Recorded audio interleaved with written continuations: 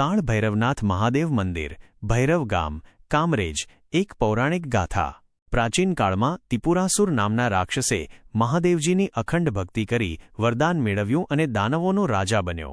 વરદાનના બળે તેણે દેવો પર અત્યાચાર ગુજાર્યા અને ઇન્દ્રપ્રસ્થ, ઐરાવત હાથી તથા અપ્સરાઓ સાથે યમપુરી રાજ્ય પણ પોતાના કબજામાં લીધું.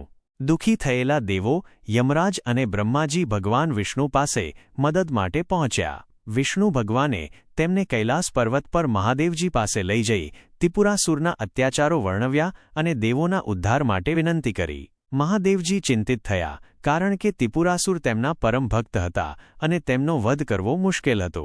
સમાધિમાં તેમણે જોયું કે સૂર્યપુત્રી તાપી નદીના કિનારે બિરાજમાન ભૈરવી માતા જ ત્રિપુરાસુરનો વધ કરી શકે છે. મહાદેવજી કૈલાસ પર્વત પરથી ભૈરવી માતાના સ્થાન પર આવ્યા અને તેમને પ્રસન્ન કરવા માટે અઘોર તપસ્યા કરી.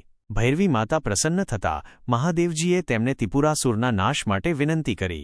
ભૈરવી માતાએ મહાદેવજીના શરીરમાં પ્રવેશ કર્યો અને શક્તિશાળી ત્રિપુરાસુર રાક્ષસનો વધ કર્યો. ત્યારબાદ ભૈરવી માતાએ મહાદેવજી પાસે એક વરદાન માંગ્યું કે તેમના આંગણે જે પણ દુઃખી લોકો આવે તેમના દુઃખ દૂર થાય. આ વરદાન આપ્યા પછી ભૈરવી માતાએ પોતાની જાતે જ ધૂળનો ઢગલો કર્યો અને મહાદેવજીએ તેના પર લિંગ સ્વરૂપ ધારણ કર્યું. આ જ કારણ છે કે આ કાળ ભૈરવનાથ મહાદેવ મંદિરમાં ભૈરવી માતાની કોઈ મૂર્તિ બિરાજમાન નથી.